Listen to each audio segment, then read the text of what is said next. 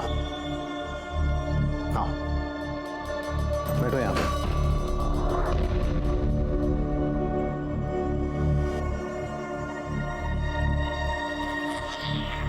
अब हम तुम्हें हमारे परिवार की प्रथा के बारे में बताने वाले हैं। ध्यान से सुनना, क्योंकि तुम्हें अब ये प्रथा निभानी है। हमारे परिवार में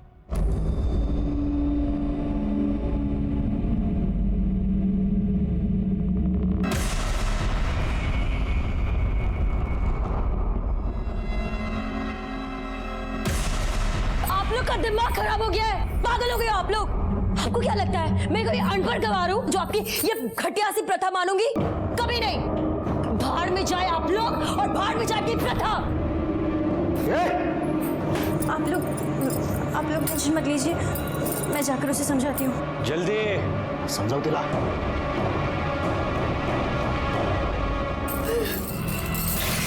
इनको तो मैं चौका दिखा के रहूंगी।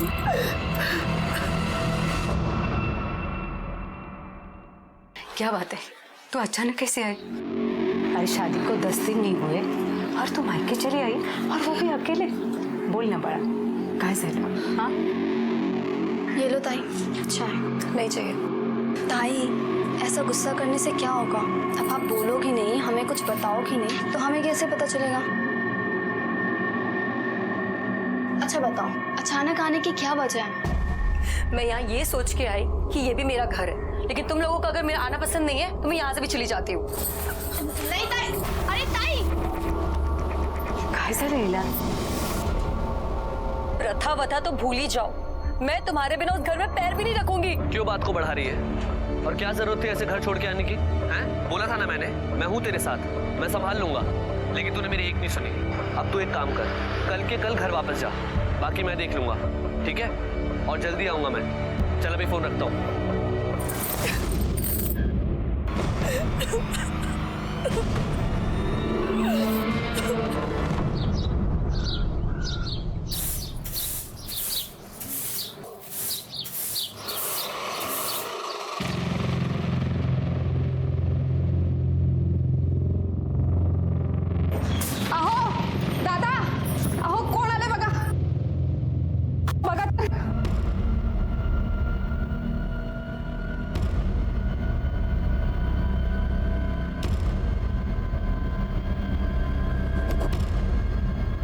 मैं यहाँ आ तो गई हूँ, लेकिन एक ही शर्त पे यहाँ रुकूंगी।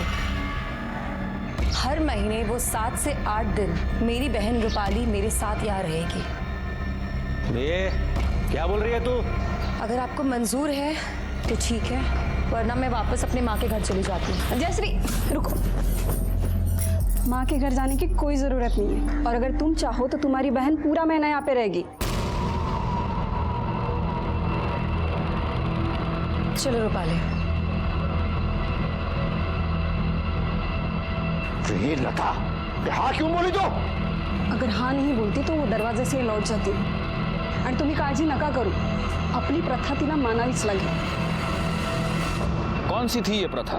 या प्रथा की आड़ में कोई ढोंग, कोई पाखंड चल रहा था जिसे मानने से जयश्री ने इनकार कर दिया था।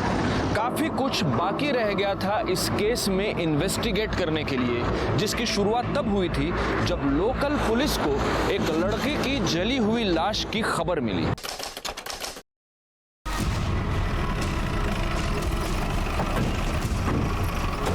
सर, लाश उधर है। अभी पीछे हटिए, पीछे हो जाइए सब लोग। चलो आगे, चला। सब बॉडी बुरी तरह जल चुकी है, ये भी पता चल पाना मुश्किल है कि आदमी है या औरत।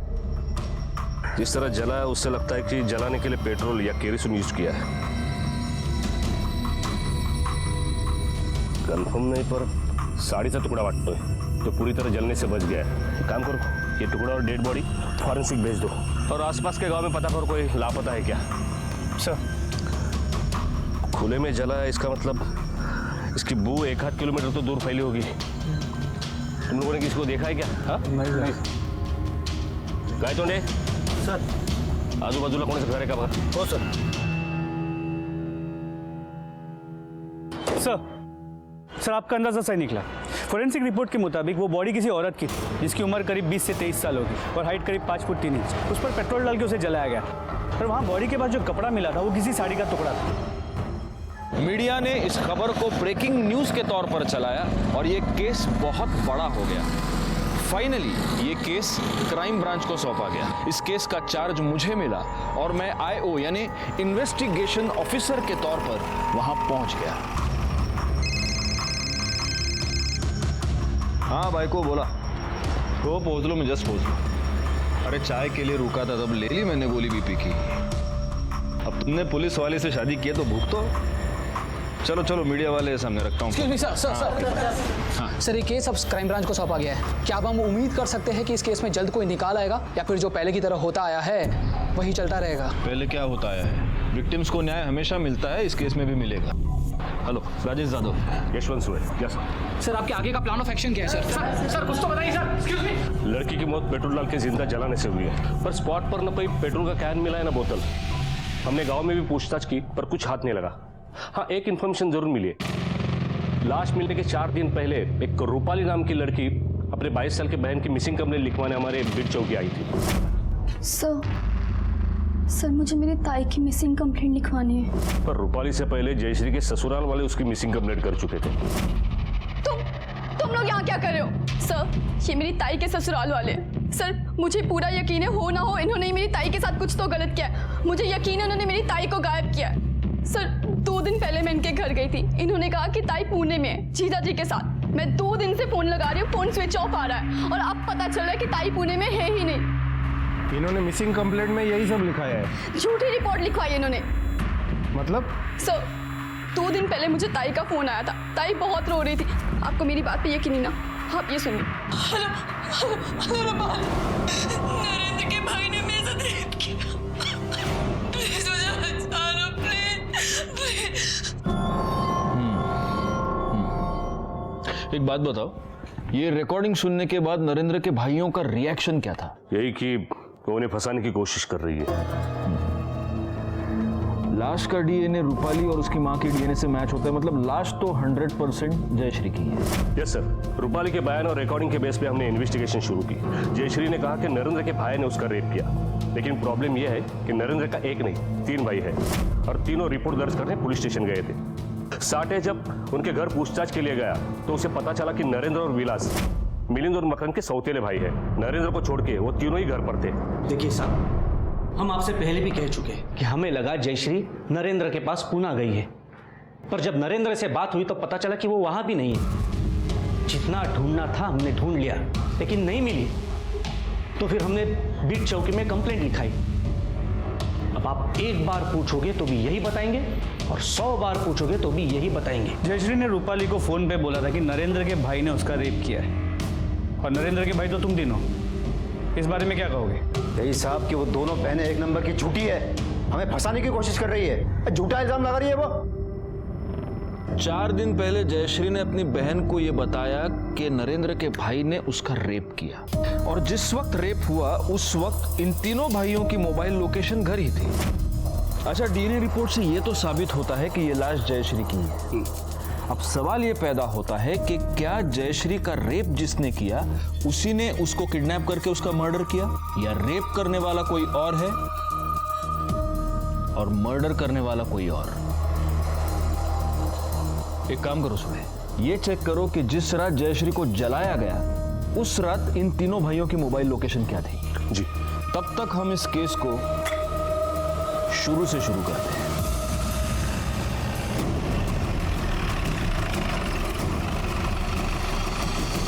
रूपाली, मैं जानता हूं तुम अपनी बहन से बहुत प्यार करती थी। हम उसको वापस तो नहीं ला सकते, लेकिन उसे और तुम्हें न्याय दिलाने की पूरी कोशिश कर सकते हैं। लेकिन उसके लिए हमें सब शुरू से मालूम होना चाहिए।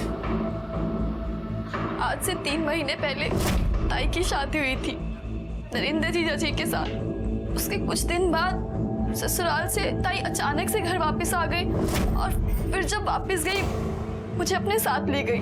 मैं यहाँ आ तो गई हूँ, लेकिन एक ही शर्त पे यहाँ रुकूंगी। हर महीने वो 7 से 8 दिन मेरी बहन रूपाली मेरे साथ यहाँ रहेगी। फिर ताई हर महीने 8-10 दिन के लिए मुझे अपने पास रखती थी ससुराल में। इस महीने में नहीं जा पाई। जिस दिन रात को ताई का फोन आया कि नरेंद्र जीजा के भाई ने उनके साथ रेप किया, उसके बाद से ताई का फोन स्विच ऑफ आ रहा था। एक बात बताओ रूपाली, तुम्हारी बहन हर महीने 8-10 दिन के लिए तुम्हें अपने ससुराल बुला लेती थी, तुम वहां रहती थी, ऐसा क्यों? मुझे नहीं पता सर, मैंने ताई को पूछा भी पर उन्होंने कभी कुछ नहीं बताया। अच्छा, उन 8 दिनों में तुम्हें वहां किसी के बर्ताव में कुछ भी अजीब लगा, कोई अजीब हरकत? नहीं सर। उनकी तरफ से दहेज की कोई डिमांड? नहीं, ऐसा कुछ नहीं था। पर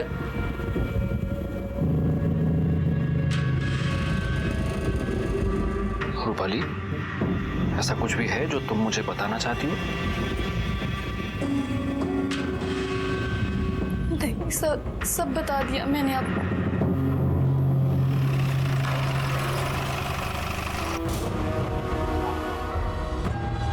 तुम 4 भाई हो ना? चौथा कहाँ है? विलास? सर वो शहर गया है हमारी धंधे के काम से, 8-10 दिन में आ जाएगा वो। 8-10 दिन? वो ये जानता नहीं कि जब तक ये इन्वेस्टिगेशन चल रही है वो गांव छोड़कर जा नहीं सकता? हाँ? फोन लगा उसे।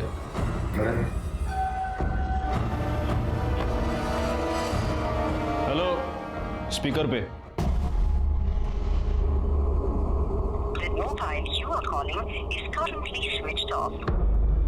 कहीं घर में तो छुपा नहीं है? देखो जरा। साहब नहीं है वो यहाँ पर। देखने में क्या हर्ज है? पैसे थोड़ी लगते हैं। हाँ? साठे गाय तोड़े चेक करा।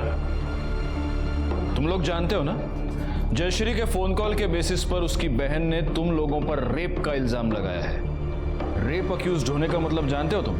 साहब वो दोनों बहनें बहुत लालची हैं, और रूपाली है ना हमसे और पैसे निकालना चाहती है, और कुछ नहीं। और पैसे मतलब ये सर, वो माँ की बीमारी का बोल के हमसे पहले से 5 लाख रुपया ले चुकी है। अब पैसे की लत लग गई। आपको मुझ पर यकीन नहीं होता ना, नरेंद्र से पूछ लीजिए आप।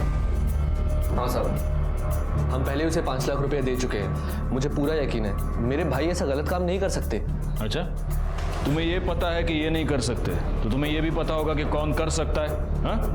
सर विलास अंदर नहीं है। सर विलास आत्महत्या नहीं है। हो गई तसल्ली? अब आप लोग जा सकते हैं। हम कब आए और कब जाए हम तय करेंगे, तुम नहीं, समझे ना?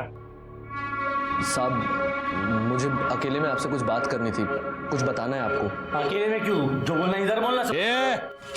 आवाज नीचे, वरना अगली बार तेरी आवाज निकलेगी नहीं, समझा? बोलो नरेंद्र, क्या बोलना है? यही साहब कि मेरे भाई निर्दोष हैं, उन्होंने कुछ नहीं किया। आपको यही मालूम करना है कि ये सब किसने किया है, तो जाके उस प्रोफेसर से पूछिए ना। प्रोफेसर कौन? जिसे जयश्री का चक्कर चल रहा था, उसका पुराना आशिक। तुम ये सब कैसे जानते हो? जयश्री ने खुद मुझे बताया था शादी से पहले कि उसका कॉलेज में किसी प्रोफेसर के साथ चक्कर चल रहा था। और चक्कर क्या साहब, सब कुछ चल रहा था। मेरे कॉलेज के प्रोफेसर सुशील नायक के साथ मेरा अफेयर था। हमारे बीच में सब कुछ हो गया था, केवल फेरे बचे थे। लेकिन अब ऐसा कुछ भी नहीं है, सब कुछ खत्म हो गया है। नया रिश्ता शुरू करने जा रही हूँ, इसलिए आपको अंधेरे में नहीं रखना चाहती हूँ। उस वक्त मुझे लगा कि कितनी अच्छी और ईमानदार लड़की है, चाहे तो छुपा सकती थी। इसी बात पे खुश हो के मैंने उसे माफ कर दिया और शादी कर ली। लेकिन आज खुद इधर उधर मुंह मारती फिर रही थी और मेरे ही भाइयों पर बलात्कार का इल्जाम लगा रही थी। इस प्रोफेसर के बारे में और कुछ जानते हो? नहीं साहब, मैं तो बस इतना ही जानता हूँ। लेकिन हाँ, रूपाली जरूर जानती होगी कि उसकी ताई कहाँ क्या क्या गुल खिला चुकी थी। ये नरेंद्र और उसके फैमिली की सारी बैंक डिटेल्स निकालो। चूड़े, मुझे लगता है ये दहेज का मामला है, क्योंकि जब मैंने दहेज के बारे में रूपाली से सवाल किया तो मुझे ऐसे लगा कि वो हमें कुछ बताना चाह रही है लेकिन बता नहीं पा रही है। पता करो। सर आपका अंदाजा सही था। 3 महीने पहले, मतलब नरेंद्र और जयश्री की शादी से पहले एक 5 लाख रुपए का ट्रांजैक्शन हुआ था। लेकिन सर ये मामला दहेज का नहीं बल्कि उल्टा है।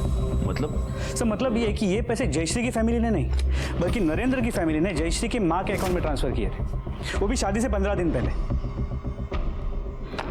ये 5 लाख की बात इन्होंने हमें बताई तो थी, लेकिन साठे सोचने की बात यह है कि शादी से 15 दिन पहले इतनी बड़ी रकम क्यों ट्रांसफर हुई? चलो भले ही माँ की बीमारी का कारण हो, और सोचने वाली बात यह है कि इतना बड़ा घर है, इतने बड़े लोग हैं, इन्होंने ऐसे घर में रिश्ता जोड़ा ही क्यों जहां इतने पैसे देने पड़े? इन्हें तो कोई भी लड़की मिल सकती थी। सर एक बात और, इस विलास के कॉल रिकॉर्ड के मुताबिक उसका फोन उसके घर में ही स्विच ऑफ हुआ। शहर जाने वाला आदमी घर में फोन स्विच ऑफ करके शहर जाता है? नहीं, लेकिन सबसे पहले ये 5 लाख के सवाल का जवाब ढूंढना पड़ेगा।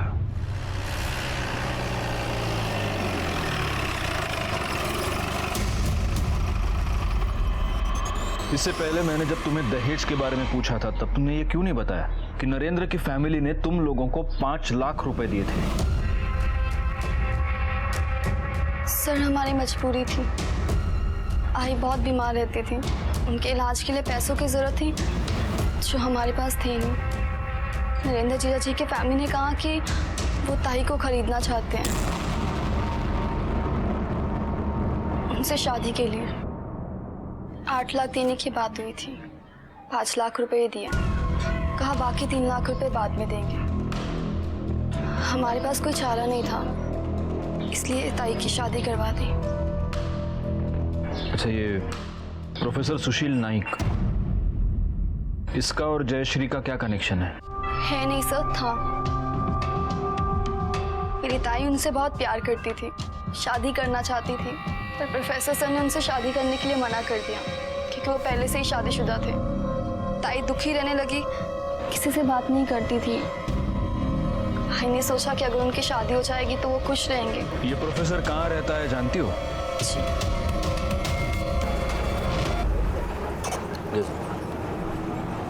सर मुझे लगता है इस केस में 5 लाख रुपए बहुत अहमियत रखती है और यही कारण जयश्री की मौत का भी हो सकता है। ये मत भूलना छोड़े कि जयश्री ने अपनी मौत से पहले अपनी बहन को जो आखिरी फोन किया उसमें उसने कहा था कि नरेंद्र के किसी भाई ने उस पर रेप किया है।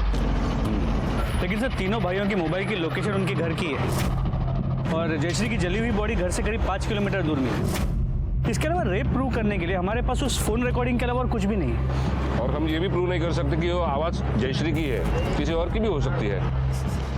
उस साला विलास फरार है, लगता है रेप करके डर के मारे भाग चुका है। उसका फोन सर्विलेंस पे डाल दो, कभी ना कभी तो ऑन करेगा।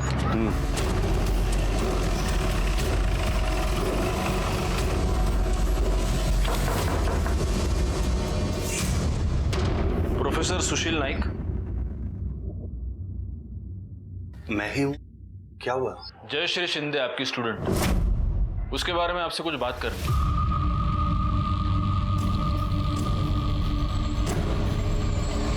सर क्या हम बाहर चलकर बात कर सकते हैं प्लीज? सर ऐसा कुछ अफेयर वगैरह नहीं था। हाँ, मैं और जयश्री रिलेशनशिप में थे, पर वो रिलेशनशिप जयश्री की शादी से पहले ही खत्म हो गया था। किसने खत्म किया? वो सर मैंने। क्यों?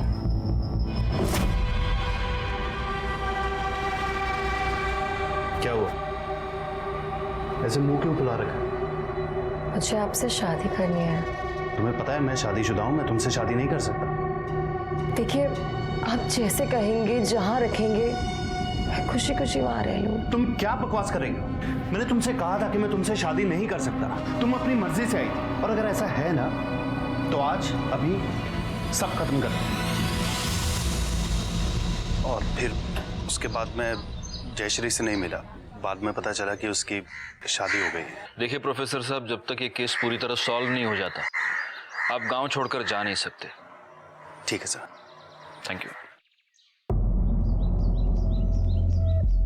सुड़े, इस प्रोफेसर के पिछले 6 महीने के कॉल रिकॉर्ड्स निकलवा। पता तो चले पिछले 6 महीने में इसने जयश्री को कांटेक्ट करने की कोशिश की है या उससे मिला है। अगर ये उससे मिला होगा तो हो सकता है मर्डर में इसका हाथ हो। नहीं, ऐसा कह तो नहीं सकते, लेकिन एक बात जरूर है, इस विलास के गायब होने का इस केस से जरूर कोई ना कोई संबंध है। इन तीनों भाइयों से प्यार मोहब्बत से पूछताछ अब बहुत हो गई। इनको पुलिस स्टेशन पे बुलाओ, अपने तरीके से पूछताछ करते हैं। तुम लोगों से मैं बार बार एक ही सवाल पूछ रहा हूं, विलास कहाँ है? किती वेळा सांगितलं, काम के सिलसिले में शहर गया है। इस बात का ध्यान रखना कि तुम कहां खड़े हो और किससे बात कर रहे हो। अब अगर आवाज ऊंची की ना तो ऐसा मारूंगा कि कान बंद हो जाएगा। और तुम लोग अगली बार जब बुलाया जाए तो विलास को साथ लेके आना। वो इस केस में प्राइम सस्पेक्ट है और तुम दोनों भी सस्पेक्ट हो, क्योंकि जयश्री ने अपनी कॉल में किसी का भी नाम नहीं लिया। उसने सिर्फ इतना कहा कि उसके पति के भाई ने उस पर रेप किया। सुड़े, जरा यांची उजळणी करून द्या। सुना वो रिकॉर्डिंग वापस इनको। ऐक रे, ऐक। हेलो रूपाल, नरेंद्र के भाई ने मेरे साथ रेप किया। प्लीज मुझे बचा लो, please. Rap rap rap rap कान पक चुके हैं अभी। इसे रेप नहीं कहते, हमारी ये प्रथा है। प्रथा है आमची प्रथा। प्रथा? हो साहब, वंश को बढ़ाने की प्रथा है ये। अब हम तुम्हें हमारे परिवार की प्रथा के बारे में बताने वाले हैं। ध्यान से सुनना, क्योंकि तुम्हें अब ये प्रथा निभानी है। विलास और नरेंद्र हमारे सौतेले भाई हैं। उनकी माँ हमारे बराबर की नहीं थी, तो हमारे खानदान का वारिस बेटा उनका खून नहीं हो सकता। मीना और लता दोनों को लड़कियां हुई हैं। हम तुमसे लड़के की उम्मीद रखते हैं, उस लड़के की जो हम में से ही किसी का हो।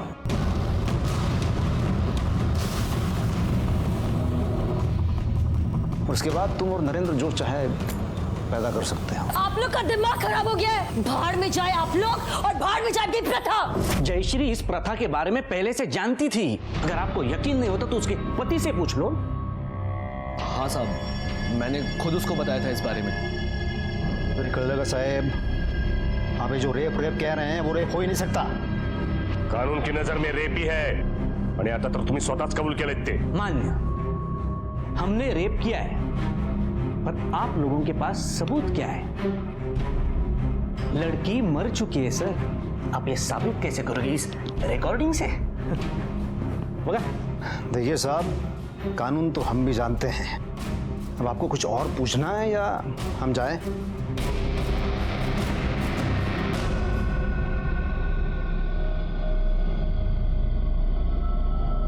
सर, मिलिंद जिस तरह चिल्ला रहा था उससे तो लगता है कि इन तीनों ने ही जयश्री के साथ कुछ किया है।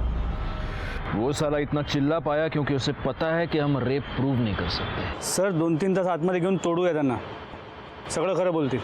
लेकिन कोर्ट में प्रूव कैसे करोगे? नहीं नहीं नहीं, हमें रेप केस पर नहीं, हमें मर्डर केस पर कंसंट्रेट करना चाहिए। जयश्री को जिंदा जलाया गया है और जिस हालत में उसकी बॉडी मिली, 2 बूंद पेट्रोल से तो काम हुआ नहीं होगा। यह पता करना पड़ेगा कि इतना सारा पेट्रोल आया कहां से। सर एक काम करो, इन चारों भाइयों की फोटोग्राफ्स आसपास के जितने भी पेट्रोल पंप है वहां पर दिखाओ। इन्हीं में से कोई एक पेट्रोल लेकर आया है। हो सर। देखिए वकील साहब, हमारी समस्याएं दिन ब दिन बढ़ती जा रही है। इसके पहले कि वो हमें अरेस्ट करें, आप कोर्ट से हमारा एंटीसिपेटरी बेल करवा दो। नॉट पॉसिबल मिस्टर मकरन, क्योंकि रेप नॉन बेलेबल ऑफेंस होता है और ऐसे केसेस में एंटीसिपेटरी बेल मिलना बहुत मुश्किल है। अरे मुश्किल क्या मुश्किल, हम कहेंगे ना कि हम हमारी प्रथा निभा रहे थे, फिर कैसे परेशान कर सकती है पुलिस हमें? बिल्कुल कर सकती है, क्योंकि रेप को हम छोड़ दें, मर्डर का क्या करेंगे? और जिसका मर्डर हुआ है वो आपके घर की बहू थी, और ऐसे केसेस में सबसे पहला शक घर के मेंबर्स पर ही जाता है। वकील साहब, मर्डर से हमारा क्या लेना देना है? उसके बारे में हमें कुछ नहीं पता। आप ये नई बात बता रहे हो? आप एक काम कीजिए, आप ये अपनी फीस ले लीजिए और हमारा काम कर दीजिए, बस उतना बहुत है। ठीक है।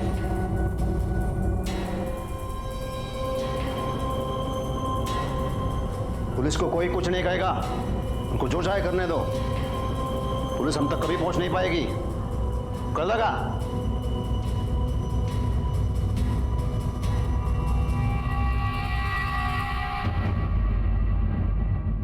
जी सर, जी sir, I am trying sir, लेकिन ये केस इतना कॉम्प्लिकेटेड है कि हमें कोई लीड नहीं मिल रही।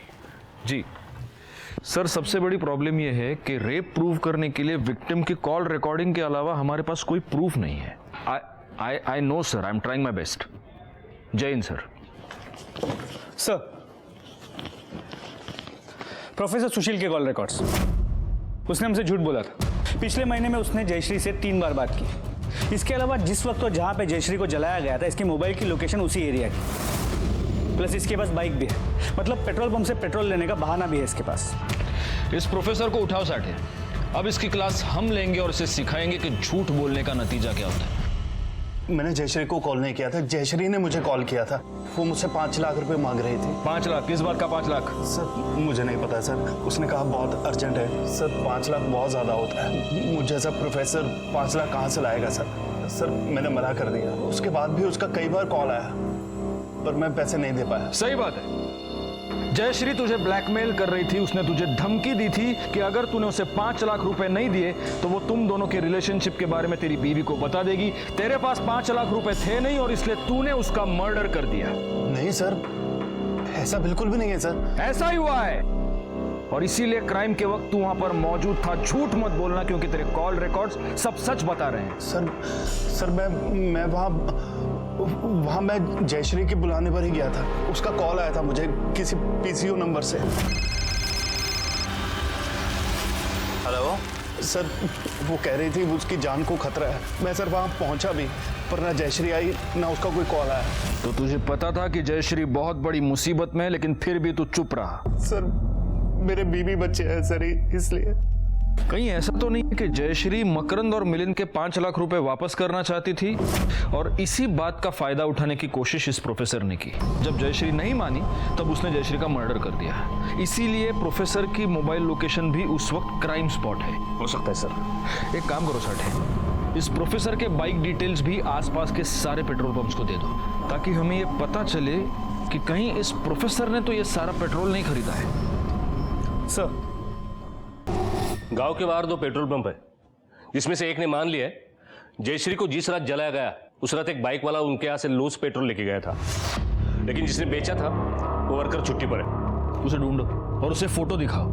अगर वो फोटो पहचानता है तो हमने अपना केस सॉल्व कर लिया है। सर विलास का फोन सर्वेलेंस पे था और वो अभी स्विच ऑन हुआ है। वो कहीं नहीं गया, गांव में ही छुपा बैठा है। चलो साठे, विलास की अभी मोबाइल लोकेशन कहाँ है? सर फिलहाल तो उसके फोन की लोकेशन स्टैटिक है यहाँ पे। वही छुपा होगा। चलिए सर, मारे गाड़ी काट।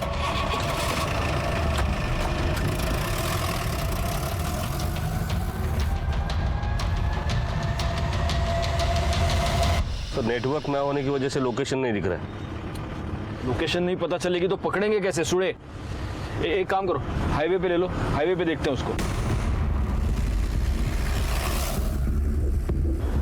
नेटवर्क आ रहा है सर। हाँ लोकेशन दिखाई दे रहा है। यहाँ से हाईवे से 500 मीटर दूर पर एक जंगल है, वहाँ का लोकेशन दिखाई दे रहा है। सर मोबाइल की मूवमेंट रुक गई है फिर से, तो वहाँ ले लो। चलो गाइड करो साठे। आगे से लेफ्ट लेना।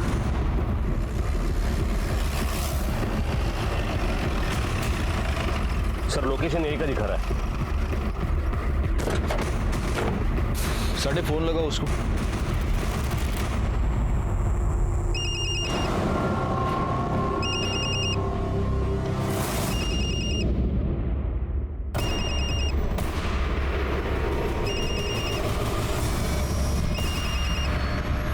फोन पॉकेट में है। बैठ दो। इसे हमें जिंदा पकड़ना था।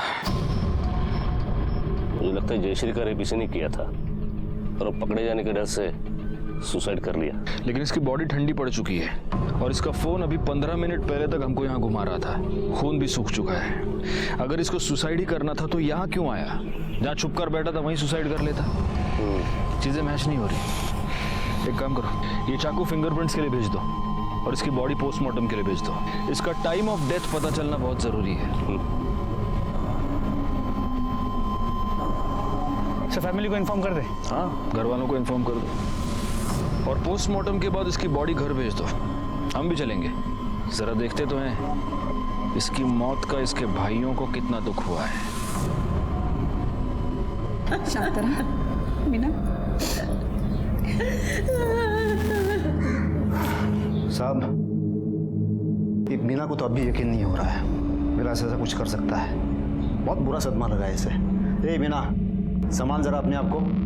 जिसे जाना था वो चला गया। लता समझो जरा तेरा सांग।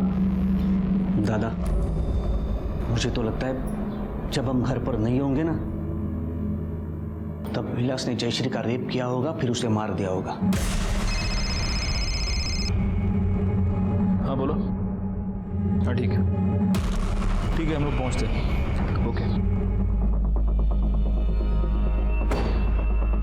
सर, विलास की पीएम रिपोर्ट के मुताबिक विलास की मौत हाथ की नस काटने से हुई। और ताज्जुब की बात यह है कि विलास के मौत का समय हमारे वहां पहुंचने से 6 घंटे पहले का है। मतलब विलास मर चुका था पर उसका फोन घूम रहा था और हमें भी घुमा रहा था।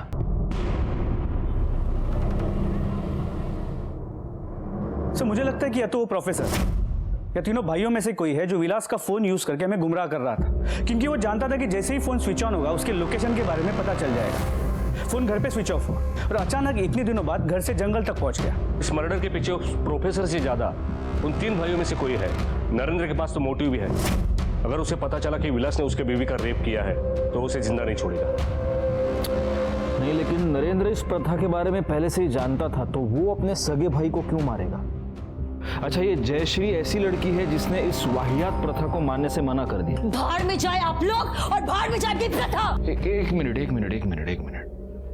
यूरेका, अगर ये इन लोगों की प्रथा है तो जयश्री से पहले विलास की बीवी मीना, वो भी तो इस प्रथा का शिकार रही होगी।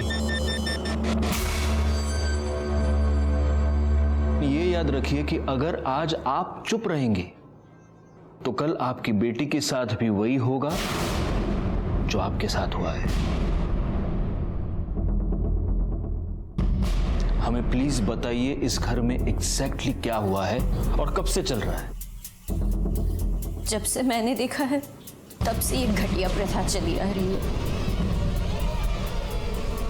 मेरे ससुर ने 2 शादियां की थी। मिलिंद और मकरंद उस ऊंची जात वाली माँ के बच्चे हैं।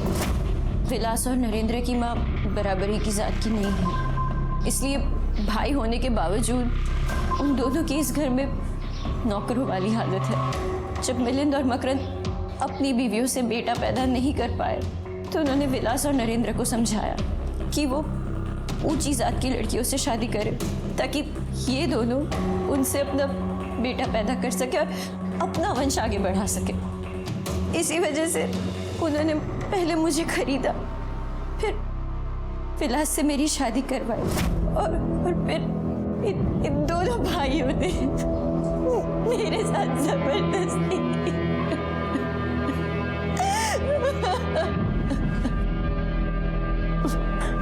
फिर जयश्री के साथ भी इन्होंने यही सब किया। लेकिन फिर इन्होंने जयश्री को मारा क्यों? पता नहीं, पर जिस दिन उन लोगों ने जयश्री के साथ जबरदस्ती की वो उसी दिन समझ गए थे कि वो चुप बैठने वाली नहीं है, इसलिए वो दोनों उसे कहीं बाहर ले जाने वाले थे। नरेंद्र के भाई ने मेरे साथ रेप किया। प्लीज मुझे बचा लो, प्लीज। तू टेंशन मत ले, कुछ नहीं होगा। एक तो बात अपने तक आएगी नहीं, और अगर आ भी गई ना, विलास पे डाल दूंगा। जब आप लोगों ने ज्यादा पूछताछ की तो मैंने ही विलास से कहा कि जाकर कहीं छुप जाए, वरना उसके भाई उसे ही झूठे केस में फंसा देंगे। तो उसने मेरी बात मानी और वो गांव में ही कहीं जाकर छुप गए। फिर ये बात उनको कैसे पता चली? मतलब ब्लैकमेल करूंगी। मैंने उन्हें सब बता दिया। मतलब भाई माजी चुका है, पर मैं क्या करूं सर, मेरी बेटी की जिंदगी का सवाल था। क्या आप बता सकती हैं वो जयश्री को कहाँ ले गए? वो तो नहीं पता, लेकिन 2 दिन बाद वो दोनों रात को नशे में धुत घर आए और उनके हाथ में एक पेट्रोल की खाली कैन थी। मीनाताई, वो कैन अब कहाँ है? वो घर के पीछे जो कचरा पड़ा रहता है वहीं पर है।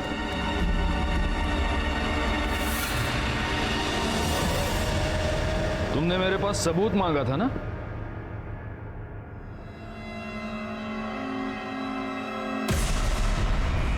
ये है सबूत। ये वो कैन है जिसमें जयश्री को जलाने के लिए पेट्रोल भरा गया था। इस कैन पर तुम दोनों के उंगलियों के निशान हैं। जिस पेट्रोल पंप से तुमने ये कैन भरा, वहां काम करने वाले बंदे ने तुमको पहचान लिया है। और ये पेट्रोल खरीदने के लिए तुमने जो क्रेडिट कार्ड इस्तेमाल किया, उसके डिटेल्स हमारे पास है। अब 1 बाय 1 सब कुछ बता दो कि जयश्री को कैसे मारा, उसके बाद विलास को कैसे मारा। बताओ। नहीं बताओगे? गायतोंडे। सर,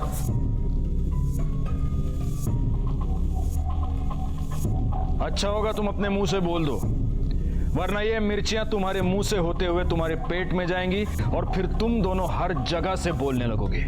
विलास को कैसे मारा? चतरा था गायतोंडे, ठूसो मिर्चियां इनके मुंह में। नहीं, सर, हमने विलास को झूठ बोला था। देख विलास, जयश्री तो मर गई है पर हमारे परिवार को फंसा गई, और पुलिस को सबसे ज्यादा शक तुझ पे है क्योंकि तू नरेंद्र का सगा भाई है। तो एक काम कर, जब तक मामला ठंडा नहीं होता तू यहाँ से निकल जा। दादा यहाँ कहाँ लेके आए? अरे क्या करूं दादा? और फिर हमें गुमराह करने के लिए उसका मोबाइल ऑन किया और उसके छुपने की जगह से मौत की जगह तक ले गए। जी साहब। अब जयश्री, उस बेचारी को क्यों मारा? हमने मारा क्योंकि हमारे साथ धोखा हुआ था। धोखा मतलब? तुम्हें क्या लगता है तुम ये प्रथा के नाम पे जो घिनौनी हरकत कर रहे हो, ये सब करने से तुम्हें तुम्हारी ऊंची जाति का वारिस मिल जाएगा? कभी नहीं मिलेगा, कभी भी नहीं मिलेगा। क्यों नहीं मिलेगा? क्यों नहीं मिलेगा? क्योंकि मैं भी ऊंची जाति की नहीं हूँ, और जो मेरी माँ है ना, वो तुमसे भी नीची जाति की है। अब बताओ क्या करोगे? मुझे पूरा दिन यहाँ बांध के रखोगे? बेचारे, शक्ल तो देखो तुम्हारी, ऐसा लग रहा है तुम दोनों का किसी ने रेप कर दिया हो। कहाँ से लाओगे ऊंची जाति की वारिस? कहाँ से लाओगे? इसने धोखा दिया रे हमें। तू ला रे पेट्रोल लेके आ जा, इस 5 लाख के कचरे को यही जला देंगे। जा।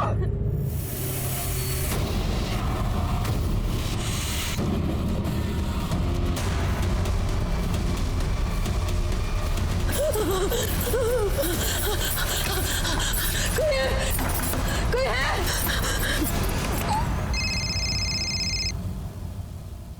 हेलो, मैं तालाब वाले मार्केट के पास से बोल रही हूँ। मेरी जान खतरे में। हेलो।